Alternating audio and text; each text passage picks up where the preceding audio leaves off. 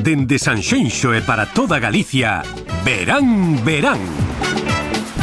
Co patrocinio de Adegas Martín Kodax, Camping Ría de Arosa e Concello de Sanxenxo. Que tal, como están? Saúdos dende o Concello de Sanxenxo. No programa desta semana vainos visitar un dos artistas que máis actuacións fai pola Ría de Arousa, Dani Barreiro. Tamén vai estar aquí connosco a escritora Sara Vila para presentarnos a súa segunda novela, O Incendio. E no primeiro treito do programa imos coñecer o traballo que desenvolven dende a Asociación Galega de Carpinterías de Ribeira. E, por suposto, como sempre, moitísimos eventos. Estaremos na Festa dos Produtos do Mar da Illa de Arousa, na Festa do Pan de Ribadumia, na do Mexillón e o Berberecho de Vilanova ou na Festa da Ostra de Noalla. Benvidos e benvidas ao Verán Verán, comezamos.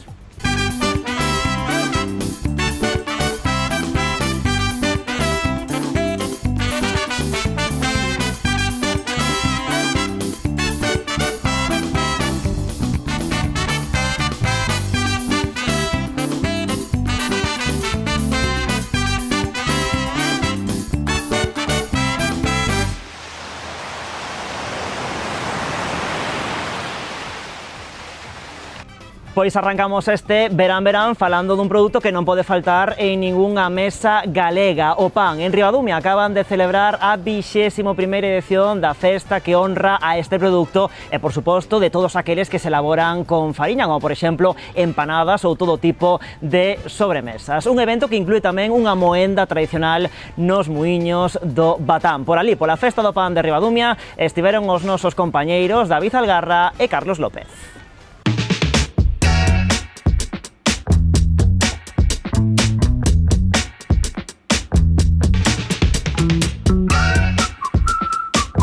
Todos os anos celebramos un concurso de empanadas e un concurso de postres caseiros. As empanadas teñen que ser elaboradas con fariña e milla, é un dos requisitos das bases, e despois, posteriormente, pois van a catar os postres, que tamén haberá un pouquiño de todo. Posteriormente, despois da cea, coñeceránse os premiados. Temos aquí a unha persoa do xurado. Bueno, que tal está esa empanada? Está boa, esta está rica. A número 3 está rica. Hai moitos números pequenos, Claro, a que me gustou máis foi a terceira. Riquísima, riquísima. E hai unha que ten un número, entón claro, vas cambiando o número según a siguiente. Efectivamente. Vale. Puntuación lle das a esta, a ver, contanos un pouco como puntúas. Bueno, a vista puntuína con un 5 porque está moi estruturadiña. A originalidade vou a dar un 4 porque xa o vin antes.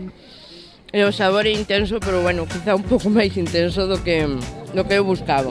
Voulle dar un 4 tamén.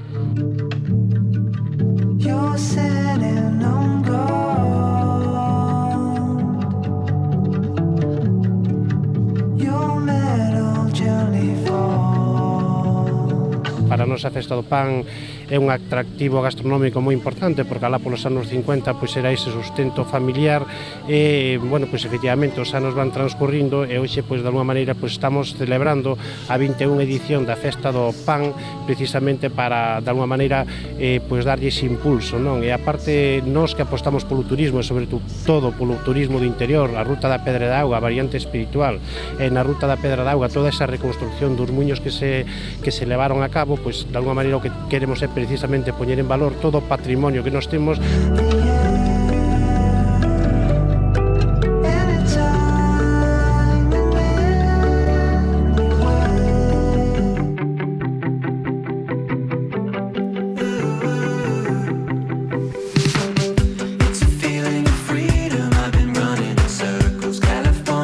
Estamos aquí cos que están facendo os ovos. Bueno, contadme un poquinho, cantos ovos ides facer hoxe aquí? Cerca, posiblemente, duns 3.000, porque cada ración leva 2 ovos, temos prevista para 1.500 unidades, entonces cerca duns 3.000. 3.000 ovos, e cada ración leva 2 ovos? 2 ovos, máis pan de millo e pan de trigo. Vamos, é todo completo. Produto estrela desta festa.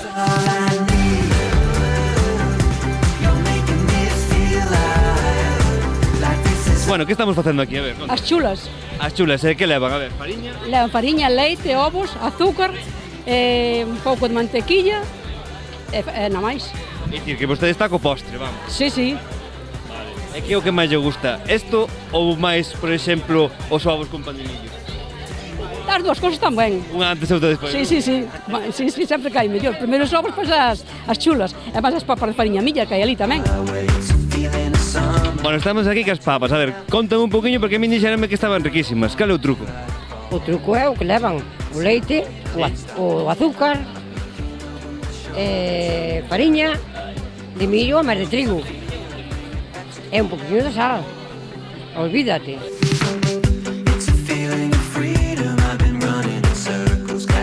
Bueno, a ver, contame, que colleu aí? Ovos e que máis? É unha tosta de xamón serrano con chorizo. Os ovos xa lle meteu mano, que xa vexo que lle come un quechiño. Por valos. Están vos? Buenísimos. Bueno, que? Como están eses ovos? A ver. Cargaron un poquinho ao sal. Cargaron o sal? Debe ser para que bebas un pouco máis de viño. Ah, amigo. Teñen boa vista. Sí, Están de acordo co viño. Están moi ricos. E aí no medio que tendes, que é eso? Empanada de tortilla. Con chourizo. Empanada? Muy rico, sí. Empanada con tortilla y chourizo. Mira. Empanada con tortilla de chourizo. Sí, señor. Con ovos. Empanada de tortilla, nunca había visto isto, eh? Bueno, a ver, contanos, que estás comendo aí? Pois unhas miguiñas, viño tinto con pan de millo. Eso que é un postre, xa, non directamente? E postre, comida, como queiras. É moi boa pinta eso, eh? Está buenísimo, está buenísimo. Sí, en vez do gitoni, En vez de... digestivo. migas, iso.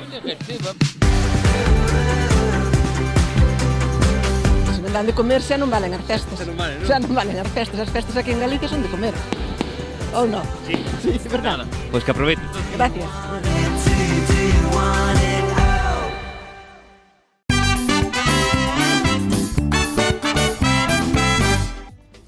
Pois nada, aquí continuamos no Verán Verán. As carpinterías de Ribeira formaron parte da historia da nosa costa durante séculos. Hoxe quedan moi pouquiñas como espazos onde se aglutina a nosa historia, a nosa sabedoría popular. É un lugar, dende logo, lugares, dende logo, ateigados de tradición.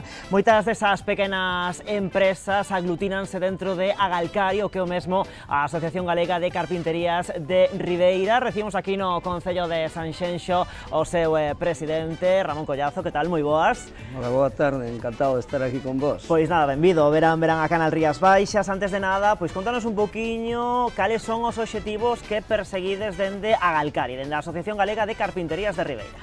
A ver, sempre desde que se constituiu a asociación, o que quixemos poñer sempre en valor o noso oficio, a verdade.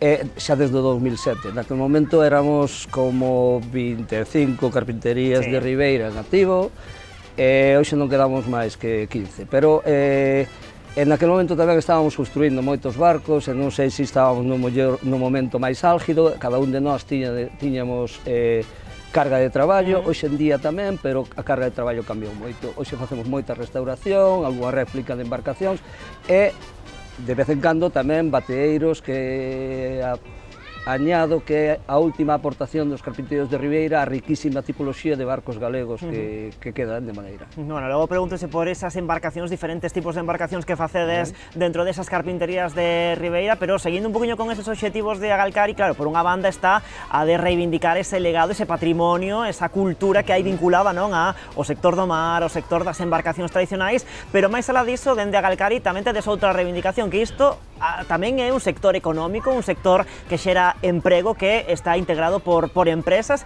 que queredes vivir de construir barcos de madeira, non?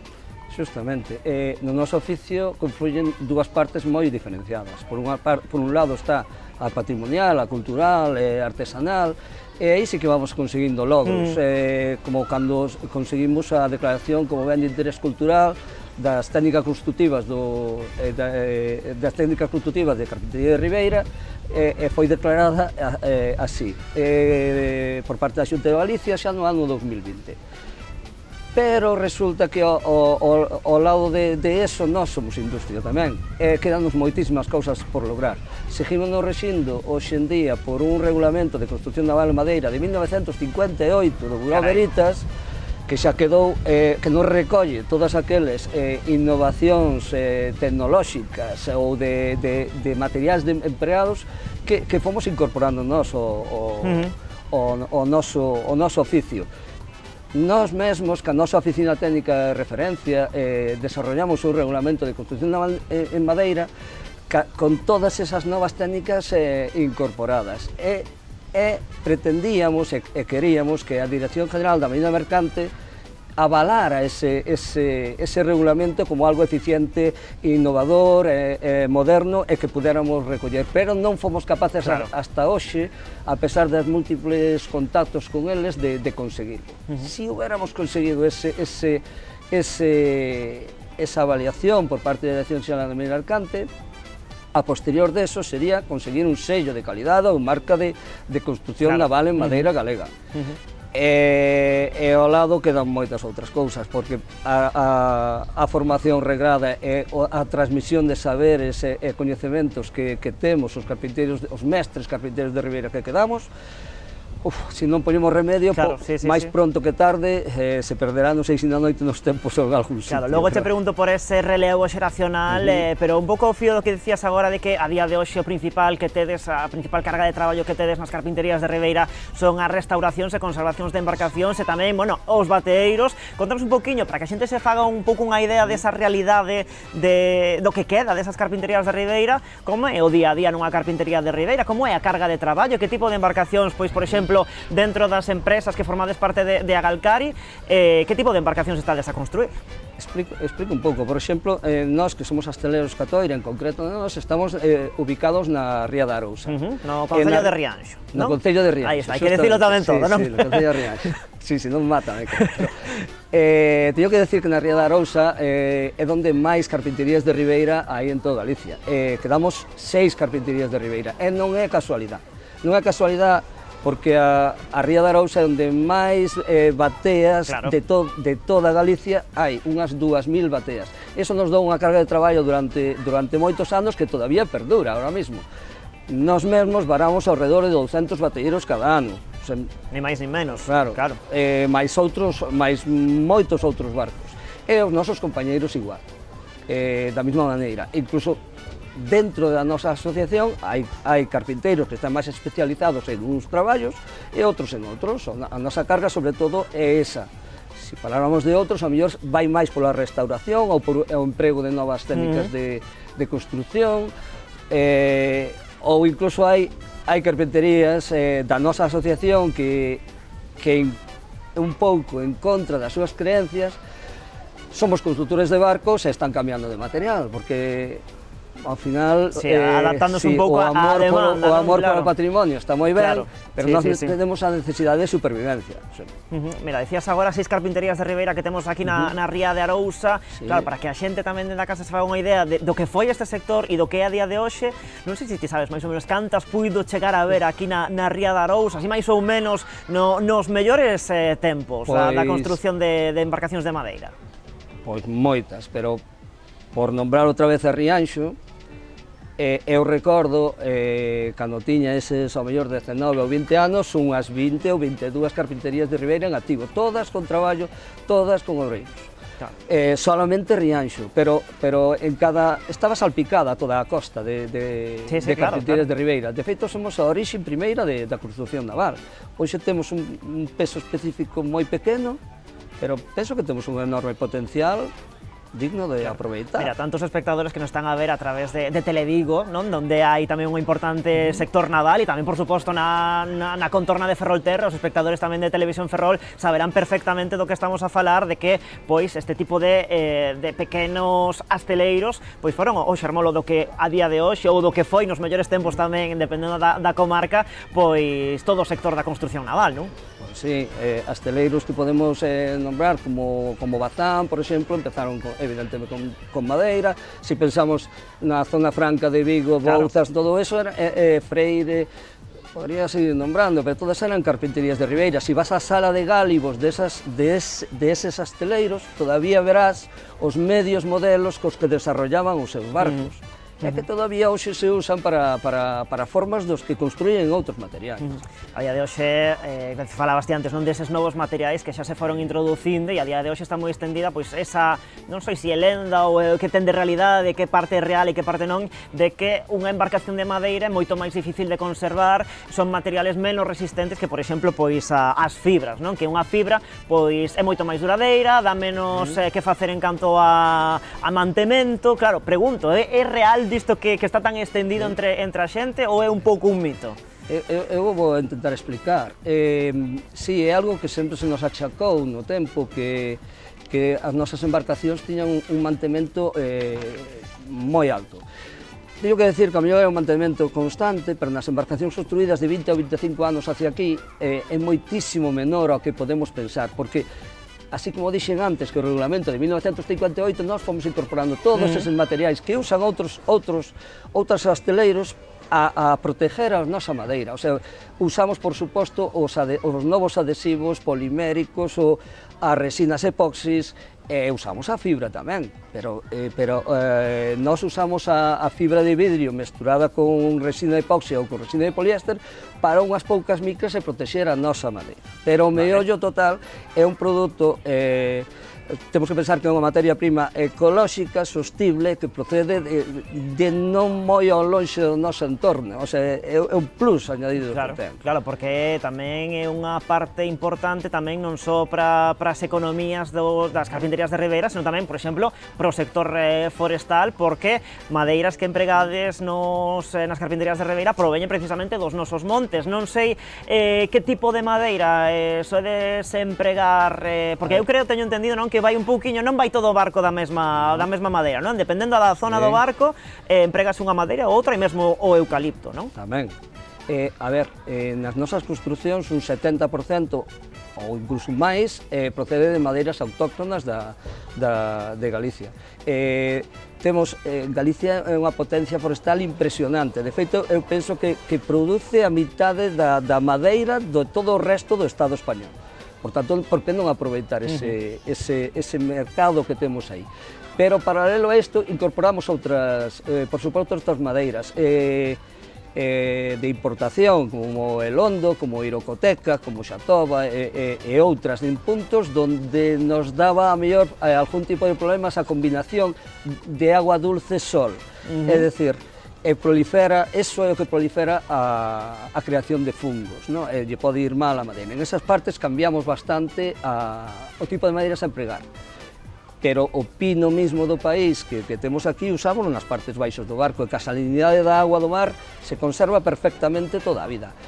A estructura suele ser de carballo de roble, e refuerzos longitudinais para a cuberta transversais para a cubierta e longitudinais para o barco usamos de eucalipto, desa madeira que hoxe día non sei se está moi denostada, pero que tamén a debemos, se é de boa calidade, debémola tamén contemplar. Como todas as cousas, ten as súas cousas boas e tamén as súas cousas malas, pero bueno, aí está tamén ese aproveitamento tamén nas embarcacións tradicionais. Dicías ti antes que isto das embarcacións de madeira ten tamén a súa parte ecolóxica ou a parte de respectar o medio ambiente, porque claro, a diferenza das embarcacións de fibra, isto é moito máis respectuoso, non só no proceso en sí, senón tamén unha vez que esa embarcación ou que partes desa embarcación son desbotadas e pasan a formar parte dun cemiterio, podemos dicir, de embarcacións. No caso das embarcacións de fibra, a contaminación que se xera é moitísimo maior que nas embarcacións de madeira, non? Sí.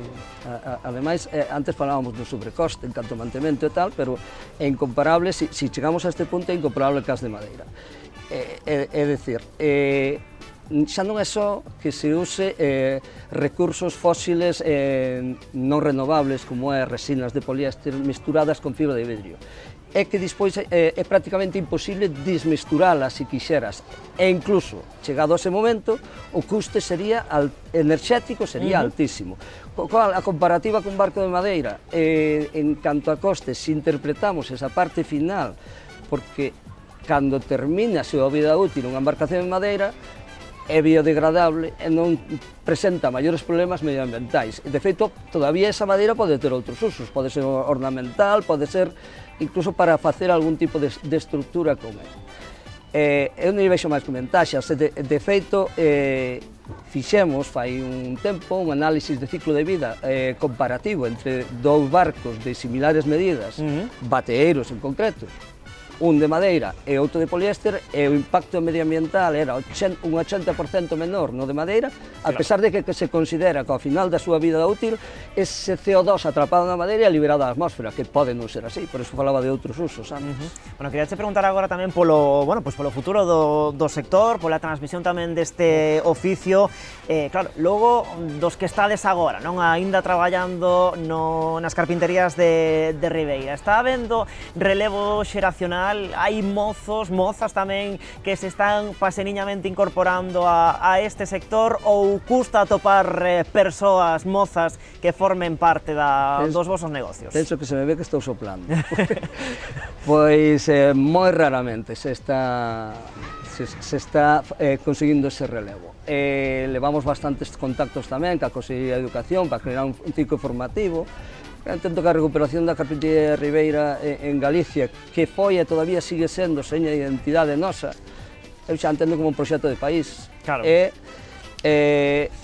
Eu aprendín este oficio aprendindo de meu pai e moito de meu irmán, que perdí fai un par de anos, pero estou seguro que esa transmisión do oficio de pais a fillos non deixa máis que de ser anecdótica, por eso hai a necesidade de crear ese ciclo formativo. E algún dirame, pero se non se está construindo, bueno, pódese volver a construir. De feito, amparándonos nese impacto medioambiental, sería un punto a ter máis que en conta. Outros países se están posicionando a ese respecto e xa deixaron de ter carpinterías fai moito tempo. Pero é que me sabe totalmente a derrota como sociedade que desaparezca isto. Claro, porque agora mesmo un mozo, unha moza que queira decir, pois eu quero traballar nunha carpintería de Ribeira no concello de Rianxo, por exemplo, que ten que estudar, como se forma, porque claro, se non hai un ciclo específico para esta actividade, que é o que vos estades reivindicando en Agalcari, como se forma? Bueno, pois vou a tirar unha pedra a favor por exemplo, do Instituto de Ferrolterra e algún máis, que foron a un baúl que encontraron no Ministerio de Educación de rehabilitación de embarcacións deportivas e adaptaron o máis que puderon á carpintería de Ribeira. Si ben, non é un ciclo en si mesmo da carpintería de Ribeira. De feito, estamos colaborando con eles tamén, con ese é un ciclo básico, xa de segundo nivel. Hai rapaces que salen aí, pero están en Ferrol, a nosa zona é máis ben aquí. Aunque tuvemos algún en práctica xa no taller. E se agradece cando ven algún. Claro, o sea que o que fai falta non é ese ciclo, non esa reivindicación de que ten que haber unha formación específica. Claro, algúns dirán que claro, non hai demanda, hai un ciclo que non vai ter demanda de participantes, pero bueno, como tantos outros, non, que se foron creando e un poquinho tamén en función, pois eso, desa necesidade tamén de darlle un novo pulo a un sector, non? Claro que sí, ademais, non podemos pensar só no emprego e no saber facer dos carpinteiros de Ribeira ancestralmente, sino que ese ciclo debe incorporar todas as novas ferramentas que teñamos ao noso alcance, desde servicios informáticos, digitais, as máquinas de control numérico que poden dar eficiencia ás nosas construccións, incluso a hora de construir prácticamente en serie, se pudera ser. Vexo ventaxas, a verdade. Bueno, decíamos antes, non, esa parte cultural que evidentemente tamén é importante para vos, para a Asociación Galega de Carpinterías de Ribeira, porque son tamén moitas as entidades que traballan tamén a prol da recuperación das embarcacións tradicionais, xa non dende un punto de vista pois de sair ao mar traballar, senón tamén dende un punto de vista de recuperación da nosa cultura e das nosas tradicións mariñeiras. Neste sentido, non sei se crees que en Galicia se está facendo un bo traballo en canto a, que sei, xornadas, feiras, encontros de embarcacións que tamén hai en distintas rías do país, e crees que estamos indo na boa dirección a prol da recuperación de todas estas tradicións? A ver, culturalmente creo que vai a cousa bastante ben. Temos os amigos de Culturmar en concreto, que ten moitas asociacións ao longo da costa galega e pola cultura marítima e fluvial, porque tamén se meten no río. Claro.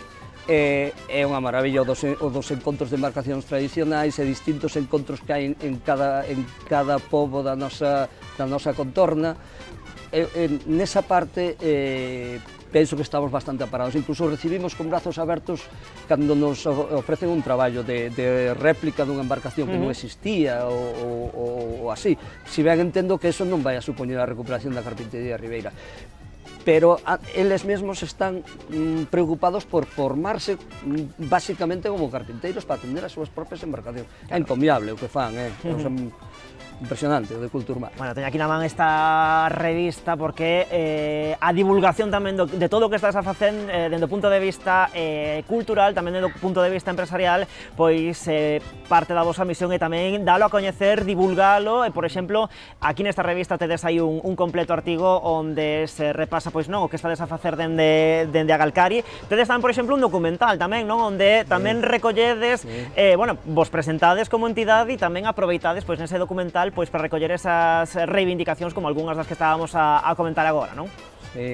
Acabas de nombrar o de Fasqueando Futuro, documental Fasqueando Futuro, que ademais a terminoloxía dos carpinteiros para mí é impresionante, se se perde eso... E temos aí o... Nada, que o de fasquear é un dos nosos termos principais, pero hai moito rayo de Xúpiter, que son as unións na quilla, o calime, hai un montón deles, que é unha maravilla cando escoitas, que se perda isto non pode ser, pero bueno. Bueno, divulgación a través de medios de comunicación como esta revista, como ese documental, e tamén participando en diferentes actividades a la onde vos chaman, por exemplo, non? Sí, por suposto. Ademais, dese documental, o que quixemos, ese documental en concreto, que participou moita xente a quen lle estou moi agradecido. Xente de un nivel que para mí era moi impresionante, varios arquitectos, estaba César Portela, estaba o director do Instituto Oceanográfico de Vigo, Pablo Carrera, había especialistas en patrimonio marítimo como Lino Lema, non podo acordarme de todos, pero quixemos con ese documental que a xente, con unha óptica allea, distinta a nosa, falara de nós. De feito, nós non decimos ni unha sola palabra en todo o documental. Pero o que queríamos é un pouco facer pensar á sociedade do que pode ser que estemos perdendo. Bueno, pois que sirva tamén esta entrevista hoxe aquí no Verán pois para divulgar e poñer en valor pois todo o que se está a facer dende a Galcari a prol da conservación e a prol dese futuro das carpinterías de Ribeira, non só aquí na Ría de Arousa, sino en toda Galicia. Ramón Collazo, presidente de Agalcari, foi un placer recibirte hoxe aquí no Concello de Sanxenxo. Ademais, aí vendo o porto de Sanxenxo con algunha que outra tamén embarcación tradicional, xo comentábamos antes fora de cámara. Imos rematar a entrevista, se parece, pois brindando pois por todo o voso traballo e pois pola supervivencia e recuperación e posta en valor das carpinterías de Ribeira e das embarcacións tradicionais. Brindemos por elo.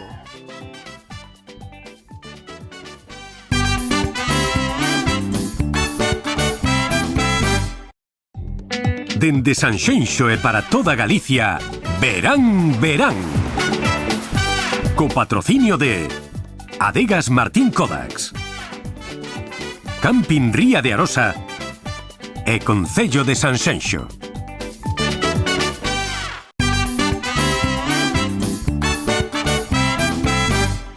Aquí seguimos no Verán. Marchamos agora ata o Concello da Illa de Arousa, unha localidade que está inmersa na 20ª edición da Festa Gastronómica dos Produtos do Mar. Unha festa que comezou a fin de semana pasada e que continúa tamén nesta fin de semana que temos por diante. No menú, de todo: polvos, sardiñas, mexillóns, navallas, berberechos, en fin, de todo. Por ali tamén un equipo de Canal Rías Baixas con Manu Martínez e Carlos López. La la la la la la la. La la la la la. La la la la. Hola Dani, pois hoxe viñemos a Illa de Arousa a Festa do Marisco, Festa Gastronómica do Mar. Bueno, un ambientazo que flipas, así que imos ata aquí a ver se nos dan algo de comer, porque sabes que a nós as festas de comer gustanos moito, así que vamos vos a mostrar o que hai aquí.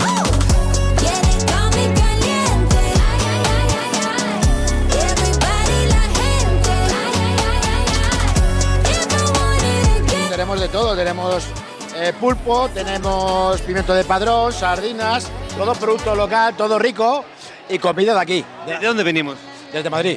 ¿Desde Madrid? ¿Venís a propósito también? A propósito. Todos los años venís. Todos los años venimos. ¿Cómo está esa paella? Está cojonuda, Aquí vimos os galegos que sabemos que cando aquí fai mal tempo, os guires marchan e vimos comer a paella aquí, Manda carallo, vimos todos los anos, desde Pontareas. Yo tengo ganas de comer pulpo. ¿De pulpo? Sí, pulpo. ¿Y te lo van a traer? Sí, ahora, vamos a ver. Yo creo que se lo están comiendo por el camino. Están tardando un pouco. ¿Qué tal está esa empanada? Bueno, ainda na probei, pero ten unha pintaza impresionante. Eu están me dando a ganas de collerche un cacho. Queres un cacho? Pois viña, va, colleme un cachillo, rómpete un pequeno, pequeno, Dete aí un cuchillo. Corta que a man, home, corta que a man de confianza, home. Ai, hombre, como se nota que apajou él, Como se nota que apajou él, Próbate. Genial.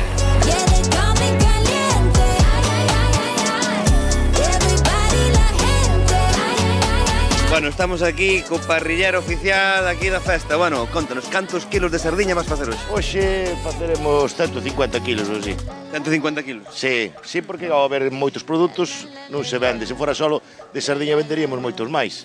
Bueno, como están aí esas navajiñas lá? Buenas, pois están, como ves, gordas, listas para comer. Dan ganas de botar a man, a verdade, dan ganas, Que queres unha? Veña, va, dame unha. Pois non che dou.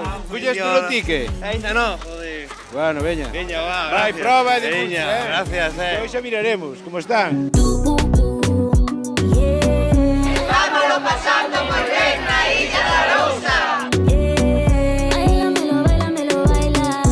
Estamos aquí con Alex. Alex que é o que armou todo este jaleo, a ver. Bueno, non son eu solo, non, somos varios, pero bueno, si son dos que máis anos levo con o tema este das festas gastronómicas, sí. Que é o máis complicado que te podes atopar para facer este evento? Pois isto é un traballo de bastante tempo, o sea, toda a preparación, compras, planificación, eso non se fai nunha semana, levamos 2 meses xa con este tema, e bueno, para que pase co que pasa agora. Pues mira, me voy a comer un pulpo, unas tamboriñas, unas navajitas y me falta el pan y el albariño.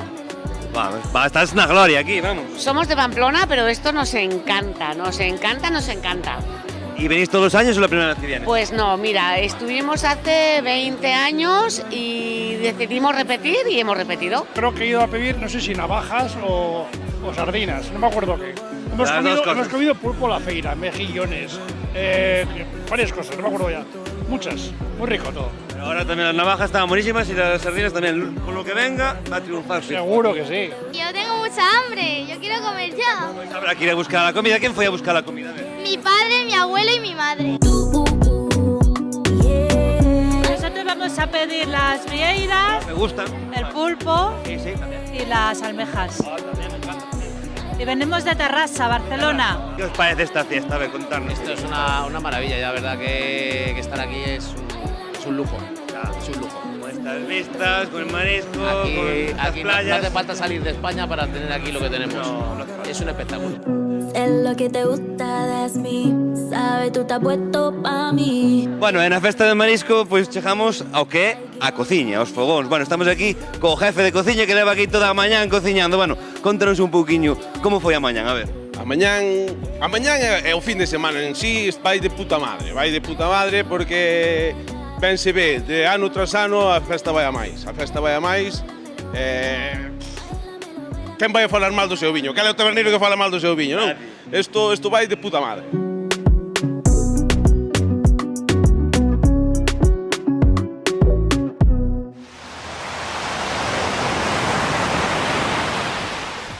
E seguimos con eventos gastronómicos, agora en Vilanova de Arousa coa festa do mexillón e o berberecho.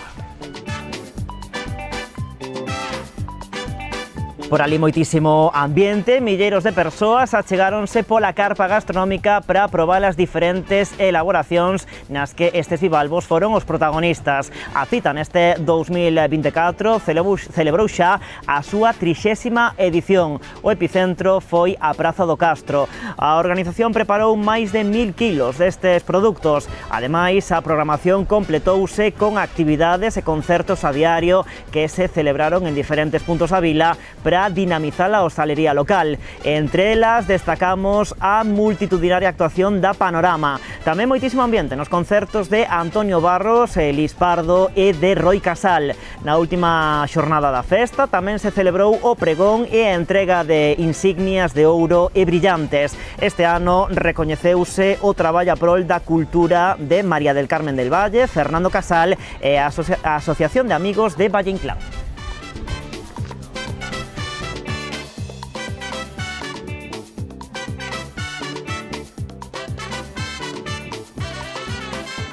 Mexillóns e berberechos en Vilanova e ostras en Noalla, no concello de Sanxenxo.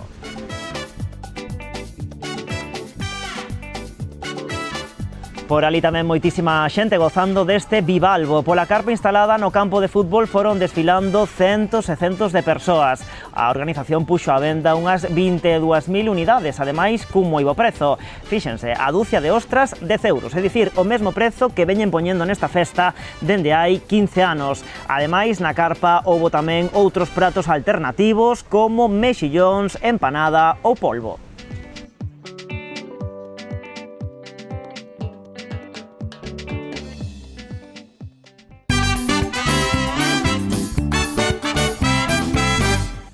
Pois nada, aquí continuamos no Verán, marchamos agora ata a aldea de Neboeiro, un lugar devastado por un incendio, unha traxedia que marca para sempre a unha adolescente. Este é o argumento do incendio, a segunda novela de Sara Vila. Que tal? Moi boa, Sara. Moi ben, moitas gracias. Nada, benvida ao Verán. Bueno, comezamos, se che parece, falando do escenario, se decía agora, non? Neboeiro, un lugar que está esmorecendo, un pequeno lugar que está esmorecendo. Por que quixeches que a túa segunda novela fose tamén unha reflexión sobre pois, a situación que vive o rural de Galicia en moitos puntos, non? Da nosa xeografía? Porque me apetecía falar dun incendio como unha metáfora tamén de moitas outras cousas, e os incendios son unha realidade que acontecen todos os veráns, lamentablemente, e que teñen lugar sobre todo no mundo rural. É algo que a xente que vive no rural en Galicia coñece moi ben, e ás veces falamos dos incendios como un suceso que acontece de maneira illada, que causa unha serie de danos, pero non falamos de todo o que acontece antes de que comece a arder, do abandono, non? Da falta de coidados das persoas que habitan o rural e tamén do medio rural. Entón, esta novela prestábase para falar de persoas que viven soas, que viven illadas, e que viven nun entorno en abandono e moi descoidado, non? Que penso que é a situación que viven moitas aldeas do rural a día de hoxe en Galicia. E na novela consegues tamén que o lector pois lle dea unha volta a esta realidade, non a esta realidade dun lugar que esmorece, reivindicando, non, que de algunha maneira pois aínda estamos a tempo, non, de reverter esta situación pois entre todos e todas, non? Sí, é unha maneira de poñer o foco de atención no rural, pero tamén nas persoas que o habitan, porque ás veces parece que é unha mágoa que se perda o rural polo feito de que se perdan casas ou de que se perdan bosques, que son cousas moi valiosas, non? A natureza ou o modo de vida do rural é unha forma tamén de vida que ten que ver tamén ca nosa cultura e ca nosa identidade, con quen somos. Pero non poñemos tanta atención nas persoas que viven ali, porque o abandono do rural é tamén o abandono das persoas que o habitan, non? A falta de servizos, a falta de coidados das persoas que viven no rural, que moitas veces, na maioría dos casos, son persoas maiores, de idade xa avanzada, e que precisan coidados, precisan atención, precisan servizos médicos, algo tan sinxelo como iso, non? Vemos todos os días como pechan ou como se retiran médicos de aldeas rurais, esa falta de servizos queda tamén aí retratada. Bueno, nesta novela contas os meses previos, non, á chegada dese incendio, como dicía eu ao comezo na presentación, dende o punto de vista dunha adolescente, porque o lume vai arrasar precisamente a aldea, non, onde vive a súa avoa. Porque quixeches introducir tamén de alguma maneira, non, o papel desta personaxe dunha moza adolescente, non, de falar tamén da adolescencia. Apetecíame falar dun momento da vida, en realidade de dous momentos da vida, da adolescencia que é o momento que atravesa a protagonista, pero hai outra protagonista tamén, que é a avoa, e retrata tamén a vellez. A adolescencia é un momento de cambio en que as persoas comezamos a conformar a nosa identidade, a tamén coller unha serie de medos, e a entender cuestións como a morte, a enfrontarnos a cousas, a asuntos, digamos, da vida adulta. Entón, para min era un momento moi interesante, tamén polo que significa ser nena, muller, adolescente, e por todas as cousas que empezas a entender alrededor da túa sexualidade e de como os demais ven a túa sexualidade cando és unha muller, que, hai unha serie de circunstancias, que viven as nenas, unha serie de violencias, diría eu, que as viven polo feito de seren nenas, Entón, este conflito era o que eu quería contar a través da historia da nena protagonista. Claro, porque é unha personaxe que te permite introducir outros elementos ou outras temáticas, por exemplo, o bullying, xa dicías ti agora tamén esas primeiras relacións afectivas ou incluso sexuais, cuestións duras que claro, tamén buscan esa reflexión no lector ou remexer polo menos ao momento desta lectura que tamén sirva para despois botar unha boa reflexión sobre estes asuntos. Sí, moita xente lee a novela como unha novela sobre bullying. E pode ser que o sexa, cada quen ten as súas interpretacións. Tira as súas conclusións, Para min, eu cando escribía non pensaba tanto niso, pensaba nunha novela sobre as situacións que se viven na adolescencia, sobre as dificultades tamén para tecer amizades reais ou consistentes, que flúan sen moito contratempo. Tamén reflexionar sobre ser adolescente no rural e o illamento e a soidade que iso implica, E despois, claro, por suposto, o abuso sexual, a esas dúbidas que existen sobre o que é consentido e o que non, que ás veces nin a propia persoa que consinte sabe moi ben ata que punto desexaba facer certas cousas ou non. Tamén comentabas agora ti ese vínculo lóxico entre esa rapaza e a súa avoa, e aí tamén introduces outros temas, por exemplo, a cuestión dos coidados, a morte, como dicías ti tamén agora. Bueno, contanos un pouquiño como é esa relación entre as dúas protagonistas, entre a moza, entre a neta e a avoa. Pois é unha relación moi intensa, hai un vínculo moi forte entre a adolescente e a súa avoa, que ten tamén un carácter moi peculiar, é unha avoa moi, digamos, con moita fortaleza, cun carácter forte, con fortaleza, un carácter forte, que ademais está moi presente na vida da nena. Para a nena é moi importante, por exemplo, a opinión que ten a avoa sobre ela, Entón, ese vínculo, que ás veces é moi positivo, porque hai moito amor, é un vínculo fermoso, ten tamén as súas arestas, porque ás veces a avoa, por exemplo, ten unha forma de ver a vida cargada de prexuizos ou de violencia que tamén a ela lle inculcaron dende nena, de negación ou represión ou directamente negación da súa sexualidade, que inflúe directamente sobre a vida da nena e sobre o seu comportamento. Entón é un vínculo moi forte que as condiciona tanto a unha como a outra no debir dos acontecementos.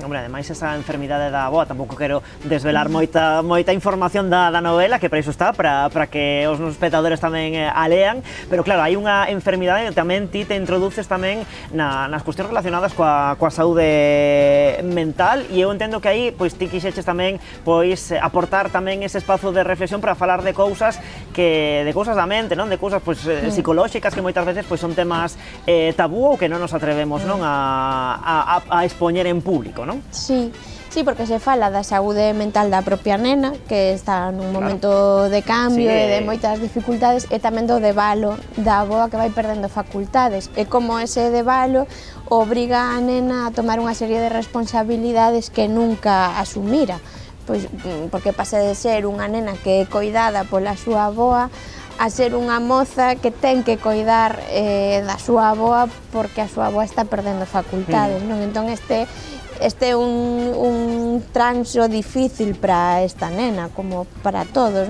Porque a persoa que é un referente que é algo que está que como unha ancla, non? Unha áncora que tes na túa vida comece o seu debalo e un momento de decadencia, pois fai que todo se revolva un pouco, non? No seu mundo.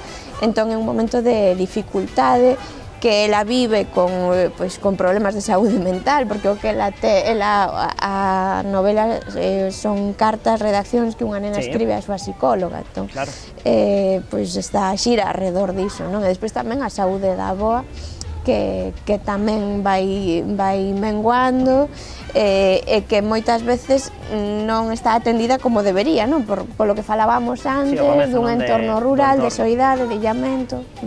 E a todo isto hai outra cuestión que tamén ti quixeches introducir, falamos de benestar animal ou de maltrato animal con esta tamén compañeira, non? Que acompaña a esta moza, e aí tamén pois outro convite, non? Ao lector e á lectora para que tamén se reflexione sobre este asunto, non?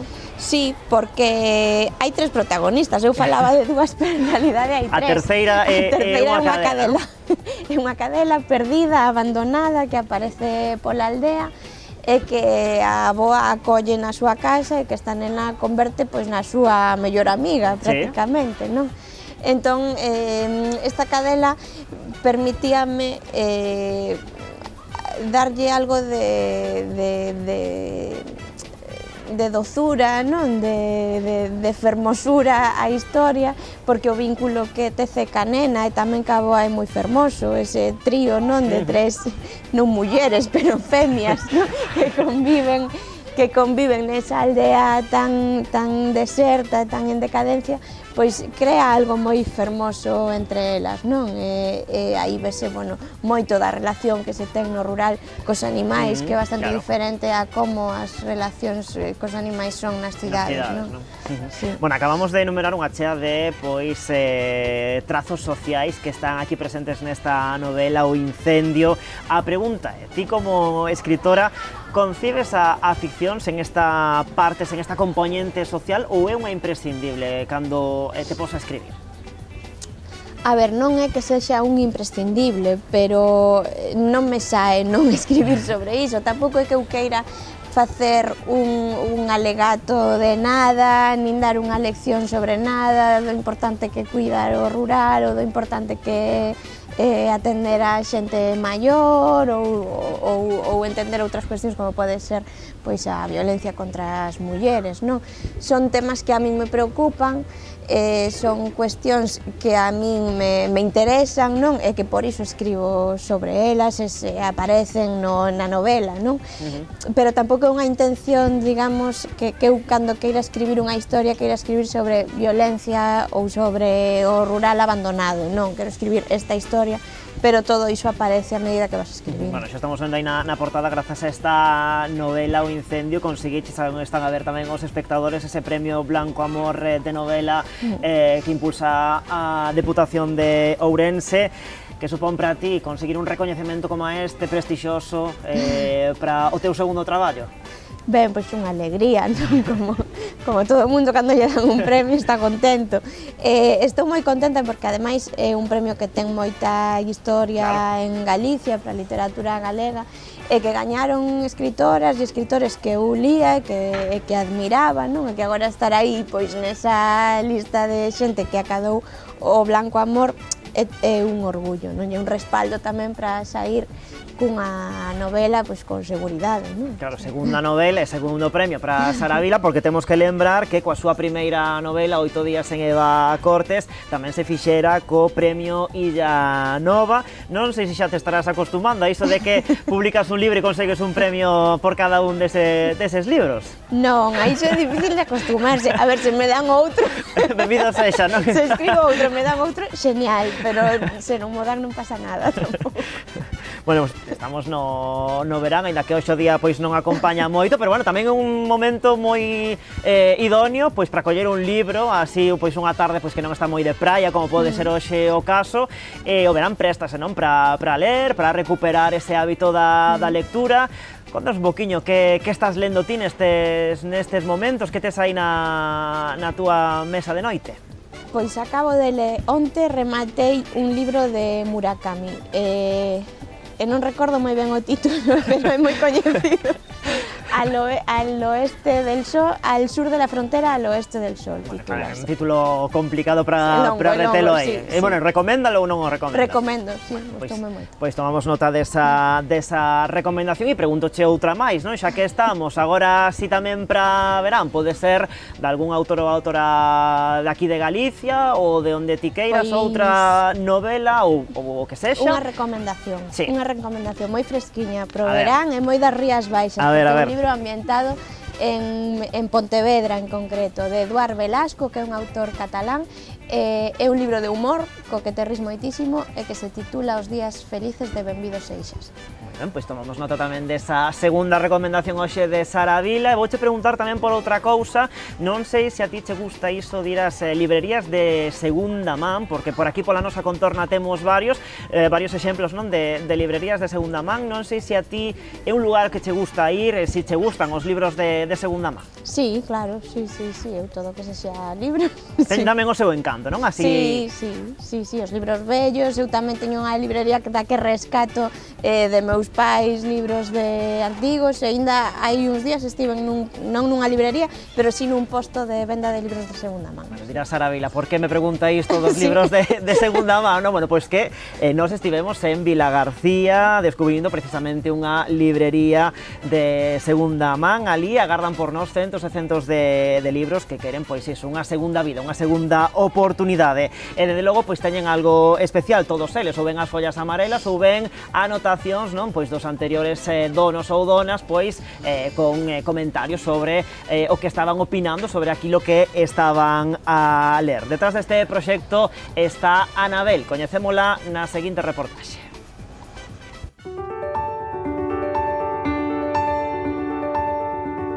Hojas de Lorien, que así se llama mi librería, abrió hace 6 meses. Yo, bueno, he trabajado en otras cosas, soy técnico de mantenimiento, bueno, la vida un poco loca, pero me ha tocado pues una generación de no muy trabajos fijos, de ir para aquí, ir para allá, de contratos temporales. Entonces a mí siempre me han gustado los libros, y siempre me han gustado los libros de segunda mano. Y llevaba muchos años diciendo, ¿por qué no abrirán una en Villa García? Y entonces me decidí a abrirla yo. Yo soy muy aficionada a la fantasía y a la ciencia ficción. Toda la ciencia ficción y demás de los 80s, 90s, ahora se están empezando a reeditar, pero durante muchos años la única forma de leerlos era si los encontrabas de segunda mano. Entonces estaba muy acostumbrada a ir a rebuscar, y luego también me encantan las anotaciones. A ver, no es que no me gusten los libros nuevos, que también me gustan, pero no sé, tengo una edición de Momo que no me voy a deshacer de ella, que se ve que la compró un chaval que no le gustó nada el libro, y eran todo menudo que aburrimiento, y poniéndole frasecitas chistosas detrás. Bueno, pues a mí me parece una fantasía.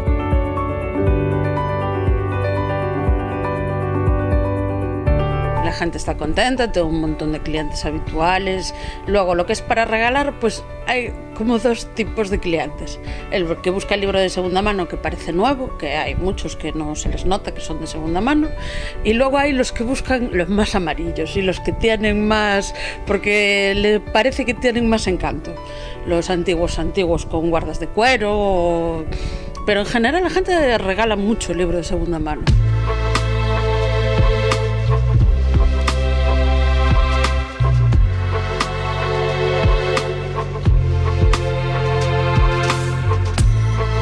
La verdad es que estoy recibiendo un feedback muy positivo, que todo el mundo me dice que bonita está y que ordenada, que normalmente las de segunda mano, porque aquí lo tenemos todo por géneros, novela negra, romántica, ya vas y por orden alfabético dentro.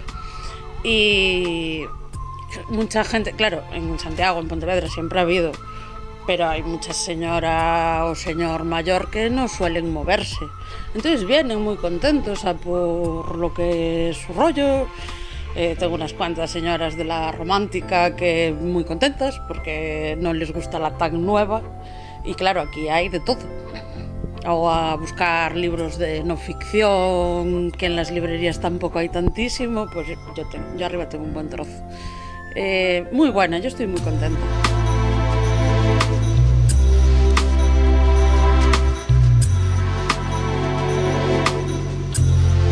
El club de lectura nace por aclamación popular.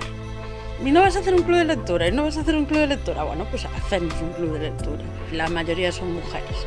También es verdad que la mayoría de la gente que entra en la librería son mujeres. No sé los motivos, si es que leen más, que hay más mujeres, que le gustan más los libros viejos, no sé cuál es el motivo.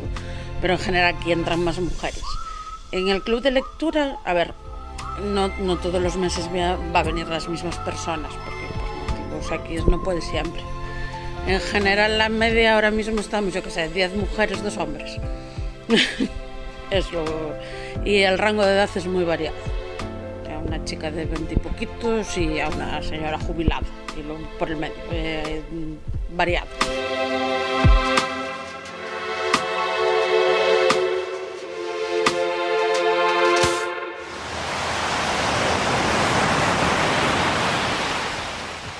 Bueno, pois aí estaba esa libraría de segunda man no concello de Vilagarcía. Temos tamén outros exemplos noutros puntos das Rías Baixas e claro, volvendo a Neboeiro, estaba pensando, quizáis no fallado, non, desa casa, tamén podía haber algún libro de segunda man para darlle tamén unha segunda vida, un poquinho que decías ti tamén dos libros, non, que rescatas pois de familiares, dos teus pais e así, non? Sí, claro, sí.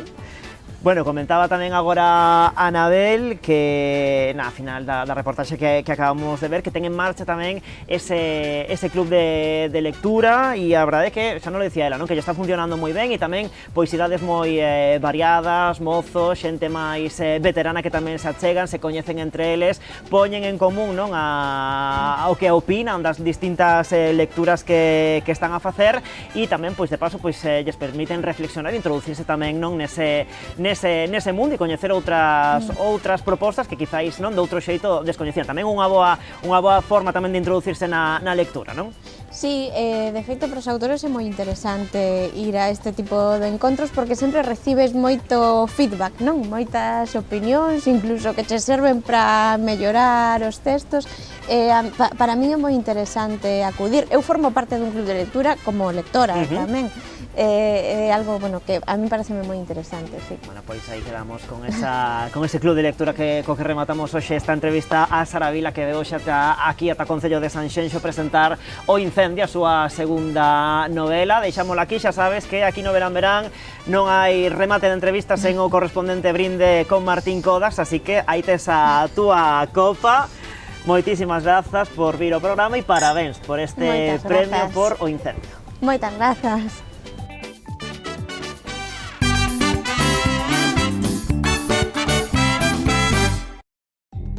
Dende Sanxenxo e para toda Galicia, Verán Verán. Co patrocinio de Adegas Martín Codax, Camping Ría de Arosa e Concello de Sanxenxo.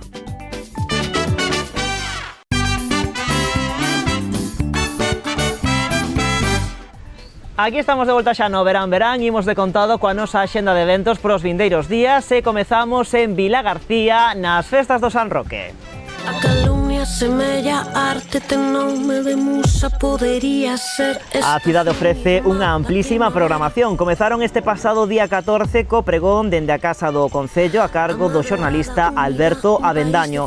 Dará inicio así unha axenda con concertos prácticamente a diario. Por a cidade de Vilagarcía van pasar Guadi Galego, Café Quijano, Anibisuit e Antonio Carmona, entre outros. Pero o día máis agardado vai ser, como non, o 16 coa Festa da Auga. Tras a procesión de San Roque, coa súa chegada á capela, cara ao mediodía, desatarase a tolemia nas rúas de Vilagarcía. Será imposible fuxir da auga que caerá dende todos os recunchos. A multitudinaria festa prolongarase ata ben entrada a madrugada. Non hai desmentido intención, sinatura que pode coa súa dureza, ferradura na pata dun cabalo, son que delata.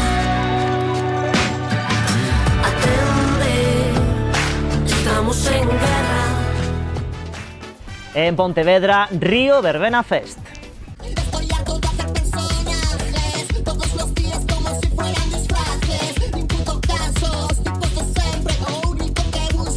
A A edición deste ano trae a cidade moitísimos artistas destacados. Comezamos polo cartel do venres 23 de agosto. Viva Suecia, Dani Fernández, Vico, Mikel Erenchun ou Son das Tabernas. O día seguinte, máis propostas, comezando por Amaral, Lori Meyers, Bayuca, Nebulosa ou estes que estamos a ver, Galician Army. Estes concertos vanse celebrar na esplanada do recinto feiral de Pontevedra. Pero o Río Verbena Fest ofrece ademais unhas sesións verbeneiras de balde na praza de Méndez Núñez. O martes 20 de agosto con Terapia de Grupo e Rucan Blues. O mércores 21, Mamá Asunción e Raúl Icía. E o xoves 22, Eladio Iuca e Operación Guateque.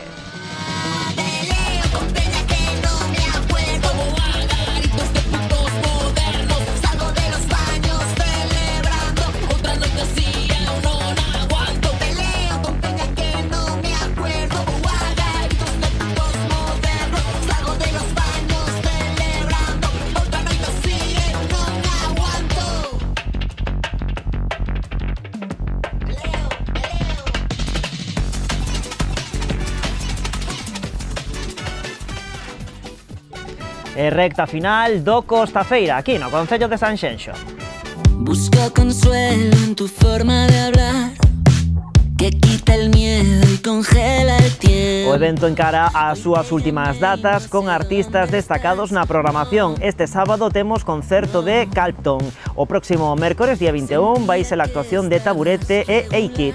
Outra das datas a salientar é o xoves día 22 con Coquemalla e estes que estamos a ver, Sidecars. Pecha a segunda edición deste festival Natos e War o próximo sábado 24 de agosto. Será xusto un mes despois de que botase a andar este Costa Feira no polígono de Nantes de Sanxenxo. Como lembrarán, con aquela agardadísima actuación de Black Eyed Peas que abriu este ano o cartel desta segunda edición. O estoy volviéndome loco, que solo pienso en lo bueno y sobrevivo por poco. Me para en seco el recuerdo, como un semáforo en rojo, y sé que te echo de menos hasta que cierro los ojos.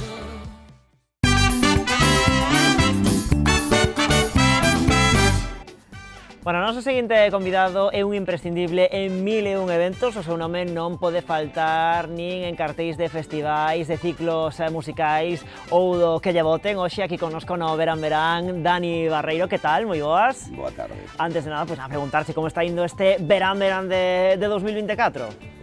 Pois ben, contento, a pesar do clima que vai e ven, e demais, condiciona ás veces os eventos. A xente está con moitísimas ganas de disfrutar o verán, hai moitos concertos, bueno, ven disfrutando e traballando ben. O certo é que é un artista moi aberto, non? Xa decía agora na presentación a todo tipo de eventos. Non sei, ti crees que un artista como a ti debe ser ante todo camaleónico para saberse adaptar, non, ao espazo onde o convidan?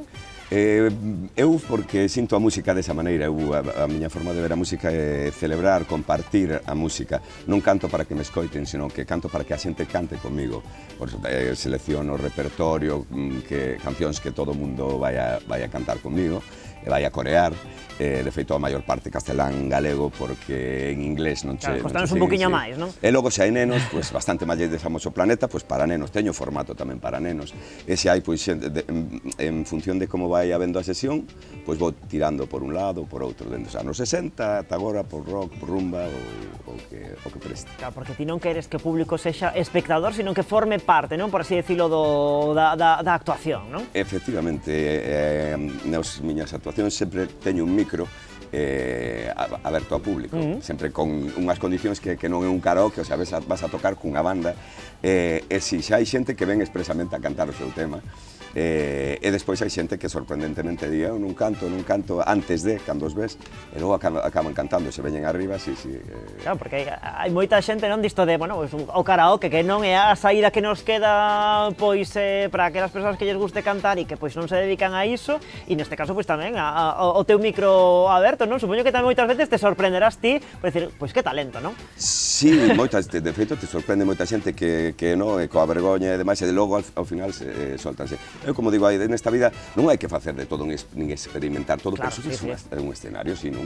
E, bueno, pois comigo sempre hai esa oportunidade. Sí, sí. Mira, falabas tamén deses espectáculos, non, pensados para o público máis miúdo, máis de mozos, de rapaces. Contanos un poquinho como é pois a túa interacción con eles, un poquinho como é a súa resposta. Os nenos son un perfil como o lle gustas ou non lle Claro, gustas. son moi exixentes e moi complicados, non? Efectivamente, logo despois o tempo, claro, canto máis tempo, se están cos pais, pois xa varía un pouco, se pode sempre alargar, senón, pero bueno, os nenos teñense que sentar cando arranca o concerto, e bueno, sí que suelo enganchalo dende o principio, e bueno, o repertorio que teño vai dende as cancións dos payasos da tele, dende as miñas viejunas cancións, ata bueno, cancións que están agora soando nas escolas infantís, e demais, hai moito artista demais aquí en Galicia, hai unha creatividade tremenda para peques e si funcionan. Volvendo pois ás túas actuacións para o público adulto, xe decía ao comezo do programa na presentación que se cadra, és un dos artistas que máis concertos ofrece ao longo do ano aquí na contorna da Ría de Arousa e tamén en parte do estranxeiro. Para aquelas persoas que aínda nunca se achegaron ata unha das túas actuacións, contalles que ofrece Dani Barreiro pois nun dos seus concertos, nunha das túas actuacións. Pois, como ben dio, o sea, o nome que foi unha idea de Carlos Crespo, un periodista moi coñecido, moi bo amigo, pois preguntei como lle chamo ao grupo, pois Dani Barreiro and Friends, porque por os amigos que teño sobre o escenario, e teño formato de toco só, son home orquesta, toco bombo, caixa, ademais de guitarra, armónica, ou me rodeo de moi bons músicos, baixista, batería, Estrella, Juanma, Manu, pois formo unha banda completa, e bueno, en cada show pois facemos, bueno, nos adaptamos moito ao que temos diante. Repertorio moi coñecido, e logo pois eso, é moi interactivo. E os protagonistas son eles. Tamén son parte non deses friends, non, que decías ti, non, de Dani Barreiro and Friends, tamén son, non, o público, tamén son eses amigos que tamén se teñen que unir a ti nas actuacións, non? Si, imos bautizándoos como o novo friend, sí, tanto en eventos privados como nos públicos, sí, sempre surden novos friends. Dicías agora un repertorio ben coñecido, non, para todo o público que se achegue. Que tipo de estilos ou que xéneros son os que máis te prestan? Pois me gusta moito comezar con un tema que eu escoitaba fai 50 anos en un disco de vinilo, que de feito nos shows infantiles levo un reproductor de vinilos e poño ese mesmo disco que eu escoitaba, que do libro da selva, Búscalo máis vital, dá moi bo rollo, entón a xente xa queda un pouco sorprendida, e logo pois arrancas pois por rock dos 80, Loquillo, Dun Candú, e logo pois vetelle un pouco, bueno, Guateque, o momento Guateque moi bo, dos anos 60, Chica Yeye e demais, e logo, pois, momento rumba para bailar, Volando Boi e demais, e xa cando xa está todo solto, despois xa vamos disparando para onde, un poquinho a demanda, non, do público, non? Moitas veces preguntan, xa non digo de non son unha gramola porque queda, pero teño, o sea, podo improvisar moitas cancións e hai moita petición, sí. Bueno, neste momento, agora, pois, neste pasado mes de xullo, agora neste mes de agosto, intensa a xenda a que tes por aí tamén xa varias datas que podemos anunciar, non sei se as lembras ben de memoria, ou teño que botarme aquí do... Teño este sábado 17, si, en Abrasa, en Cacheiras, salí en a sobremesa, o sea, vermú e sobremesa va a ser unha boa esmorga.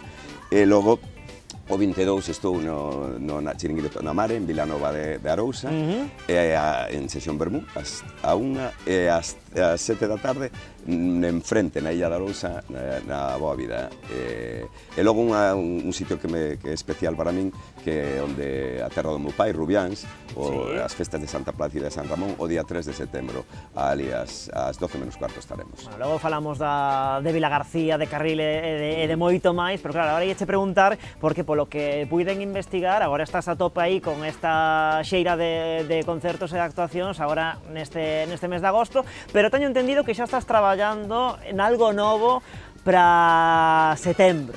Non sei que nos podes contar e como lle estás dando forma pois a ese novo proxecto. É complexo porque hai tanta música tan bonita creada e demais que claro, cando fas as túas propias composicións a mí me dá moita vergoña, pero levo, bueno, temas de fai moito tempo que os teño para ver se o fago, se o gravo, se non sei que tal, e bueno, ahora parece ser que bueno, parece ser non, vamos a cantar algunha, vai ser sí ou sí, cantar algunhas cancións propias, e logo tamén outra cousa é o formato de nenos, darlle unha, que vamos a estar no FIC de Bueu, vamos a hacer un show especificamente de cancións de animación, de películas de animación infantil. É moi chulo, moi... Claro, agora cando che preguntaba polo teu repertorio, non me comentabas pois versións de distintos temazos, non? De distintos estilos, pero claro, aparte de temas propios, claro, tamén moi personal, que decías ti, non parece que costa botalo para fora, pero que desta vai, contanos un pouquiño, pois, dende cando compoñes, porque claro, unha cousa é amosalo en público e outra é na túa casa, no teu estudo, onde sexa, pois, estar xa aí escribindo, non? Eso sempre, sobre todo, é curioso porque cando máis ganas entran de compoñer e cando despois de que levas unha paliza de concertos de toda a semana, pois chegas a casa e claro que como que aterrizas un pouco e bueno, pois aí é cando empezas a crear, bueno, ahora en calquera momento vas camiñando e vas creando. O que pasa é que a min personalmente me dá moita vergoña, non me parecen nunca que dan o suficientemente bo, non? Claro. Entón intento ahora, estou traballando, hai que traballar moito neles, estou intentando traballar un pouquiño neles para bueno, un pouquiño non, bastante, para que soen, bueno, parece que van soando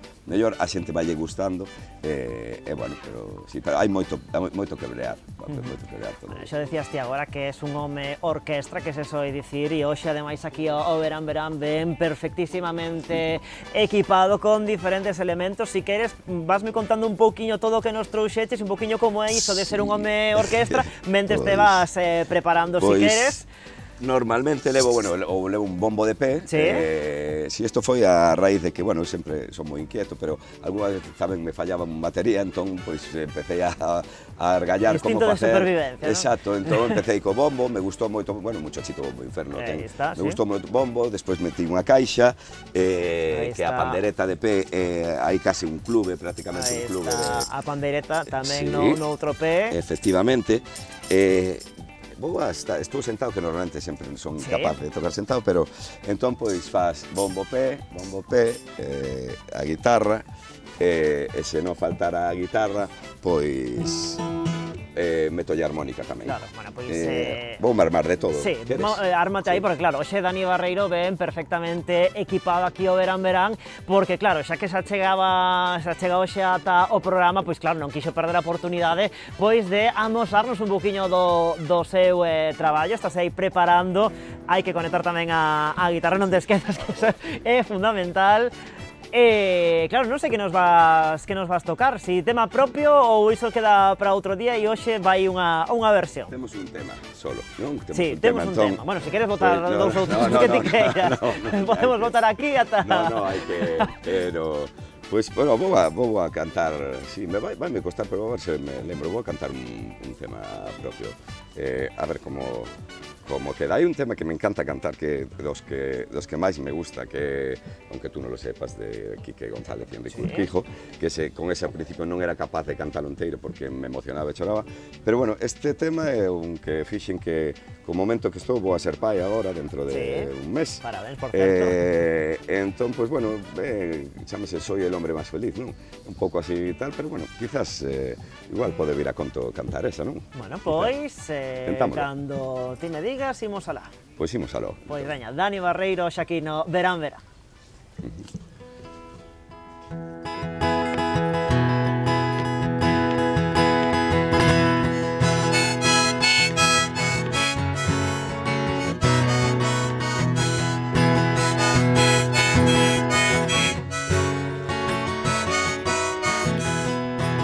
Ese viento y esa vela que me lleva rumbo a ti, navegando por las noches, travesía en mar feliz.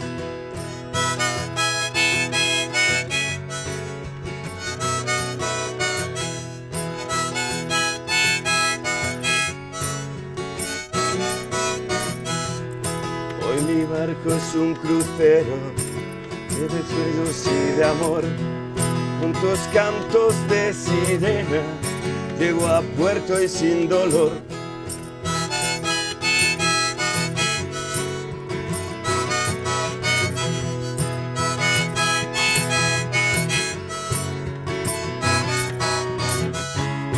Hoy me estoy enamorando de tu risa y de tu voz. Cada vez que te tropiezas y te caes cerca de mí, soy el hombre más feliz. Soy el hombre más feliz. No quiero que se acabe, quiero estar cerca de ti. Cada minuto, cada hora, cada día junto a ti. Soy el hombre más feliz. Varias palmas, soy el hombre más feliz. Conmigo. A ver. Soy el hombre más feliz. Soy el hombre más feliz.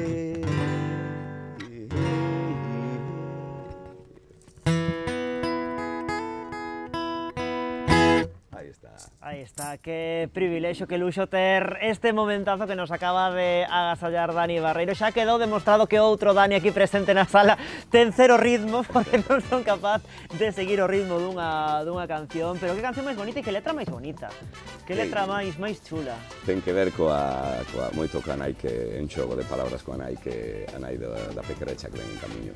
Pois diseñaron unha canción ben fermosa e un momento ben bonito que nos acabas de agasallar. Agora que falas non da pequena, non da familia, non que está desconstruindo, tamén isto da música ven tamén de familia, porque a túa é unha familia desas que se di que levan no bico un cantar, verdade? Si, nós para a familia, para os Garridos, somos unha familia moi numerosa, Barreiro, Garrido, somos dúas familias, pero os Garrido moi numerosas, tanto as alegrías como as penas as pasamos cantando. Si, despedimos aos nosos no cemiterio pois cantando. Bueno, dende pequenos aprendimos a cantar a voces, que unha amiga miña que era cantante profesional chegou un cumpleanos meu e foi sorpresa, cantábamos todos o cumpleanos feliz e di, cantabades todos afinados e a voces. Cousa complicada de conseguir, non? E logo, bueno, a nai que me pariu, Pilar Garrido, que é unha crack, non lle chegou a suela do zapato, ela sí que dai é de onde sacamos todos a enerxía e as tablas. Familia de artistas, pero tamén, ollo, terra de artistas, porque en Vilagarcía, en Carril, en Vilaxoán que tamén se canta moito, e ti tamén tes parte da familia en Vilaxoán. Cantas e cantas persoas non tocan, non cantan en toda Vilagarcía e tamén en Carril e en Vilaxoán, verdade? Meu avó era de Vilaxoán, Jesús Garrido, e Vilaxoán canta, o sea que sí. Eu toco por Carril, eu toco ao redor de Vilagarcía, Carril, Vilaxoán, Rubiáns. Sí, hai moi bons artistas en Vilagarcía, no Concello de Vilagarcía, e Carril ainda antes onte estive vendo a Cristian Silva, bueno, hai cantidade de Josito Porto, bueno, empezamos a soltar aquí. Un tras outro, non? Si, Pablo Vidal, bueno, hai un montón deles que sí, que non paramos. Por certo, agora que falábamos de Carril e de Vilagarcía en xeral, onde podemos ver, bueno, cada 2x3, non? Se non en unha cousa noutra, pois actuando en diferentes propostas, en diferentes eventos. A pregunta, claro, é obrigada, que supón para un vilagarcián tocar na súa casa, e demais, como sempre, con esa acollida inmellorable que che brindan pois os veciños e veciñas de toda Vilagarcía? Pois, este domingo tiven a sorte de tocar en Carril, na Praza da Liberdade. Foi un concerto moi emotivo, moi emocionante. En Vilagarcía de Arousa, que zona aberta, na Rúa Méndez Núñez, organizou tamén uns concertos, e ali tamén foi un concerto, a xente que últimamente toco en toda Galicia, fora de Galicia, pero xusto en Vilagarcía fixemos o concerto, respetou o tempo, que eso foi maravilloso, unha noite estupenda, e bueno, reencontrámonos ali moitísimos friends, antigos friends. novos tamén. Claro que sí, bueno, un lugar para tocar Vila García, pero agora vouche preguntar, así destas preguntas un pouco que lanzo así a veces complicadas, un lugar onde nunca tocaras, non sei se aquí en Galicia ou en calquera sitio do mundo, onde te me digas, como se me dis, no máis alto da Torre Eiffel, non? Un lugar onde che faría pois unha especial ilusión pois poder tocar. A verdade é que non teño, como me vou a verdade é que isto comezou sen querer. Eu facía moitas juergas en casa, entón se enteraron de que, bueno, se enteraron, non, en Facebook salían todas as juergas, non? Entón me convenceron para un día para tocar nun sitio, nunha jubilación, 65 cumpleanos. Claro. Sí, en Rubiáns, curiosamente. Entón, claro, fixose público, o sea, convertíme en público.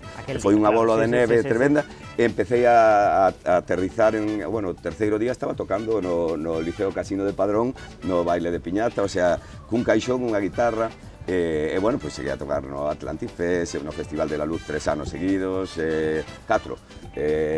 Despois, bueno, estás en sitios que en IFEBI, con 1.500 médicos de urxencias de todo o mundo, non sei, sempre me vai sorprendendo, nunca, non é que me gusta, sempre van chegando. Además, calquera recuncho, non? Por moi pequeniño que sexa ou moi reducido que sexa, pois ou ven os recursos ou ven o espazo, ao final o lugar e as persoas especialmente son as que fan, non? Que unha actuación se convirta en especial, non? Sí, toquei para unha persoa, solo para unha persoa, cheguei de sorpresa. Toquei en streaming tamén, que eso foi para moitas persoas cando foi do confinamento, pois tamén eu... lembramos aqueles vídeos, claro. Eso foi unha cousa moi simpática e escoitar uns aplausos despois de facer a primeira canción, escoitar que eran os veciños os que aplaudían, foi algo moi emotivo. Logo xa tiña que tocar para todo o barrio. Bueno, tocar para miles de persoas tamén, que eso é... Pero bueno, a min é igual para unha persoa que para mí son todo xente que teño diante como a miña familia e amigos, e precisamente esa cercanía é o que bueno, creo que o que vai funcionar o proxecto, non? Bueno, mira, nesta mesma liña unha pregunta tamén destas de reflexionar, o lugar tanto ten, non? Pero agora vouche preguntar pola compaña, non? Se tiveses a oportunidade ou a ocasión de compartir escenario, inda que só fose por unha vez, non? Por unha noite, con alguén que para ti sexa un referente, ademais ti que, bueno, incorporas nos teus concertos multitude de cancións de artistas do máis diversos, con quen che gustaría compartir esa noite de actuación inesquecible? Que pregunta. Sen querer, que xa toquei con grandes músicos en privado, tiven a oportunidade, pero a verdade que a pregunta é curiosa, nunca me plantexo, claro, algúns xa non están, outros están, non sei, eu direche, bueno, pois a verdade, non sei se sería capaz de cantar con Quique González, que tú non lo sepas, Enrique Quijo tristemente non está, pero con Quique González, bueno, sería moi emotivo, un dos temas que máis me gustan. Pois quen sabe, a vida dá moitas voltas, nunca se sabe, non? O que pode acabar pasando, non? Sí. Hai que deixalo ir, deixalo rodar, sí, que vaya... Bueno, pois foi un placer terte hoxe aquí connosco, que nos agasallases ese momento musical aquí dentro da entrevista. Nos imos ir marchando, imos marchar como sempre aquí no Verán con música, e en concreto esta semana facémolo dende o Concello de Poio, dende as festas do Mar de Combarro, que se van celebrar entre o 22 e 25 deste mes de agosto. Por ali van pasar, entre outros, Derrapan, Soraya Arnelas ou Broken Pitch, cos que hoxe imos pechar esta semana o Verán. Non sen antes, pois, agradecerlle de novo a Dani Barreiro que estivese hoxe aquí connosco no programa e convidalo, pois, a unha copa de viño, ni máis ni menos, pois, para poñerlle xa a guinda, non? A esta visita que fixeches aquí ao Concello de Sanxenxo, o noso programa. Foi un auténtico placer. Moitísimas grazas. Que teñades un moi bo verán. Graciñas.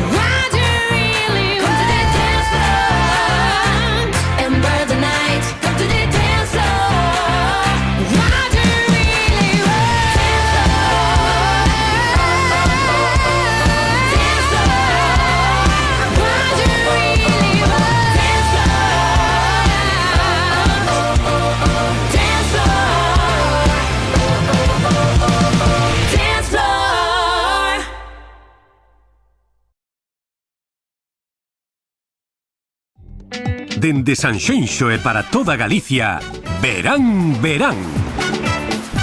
Co patrocinio de Adegas Martín Kodax, Camping Ría de Arosa e Concello de Sanxenxo.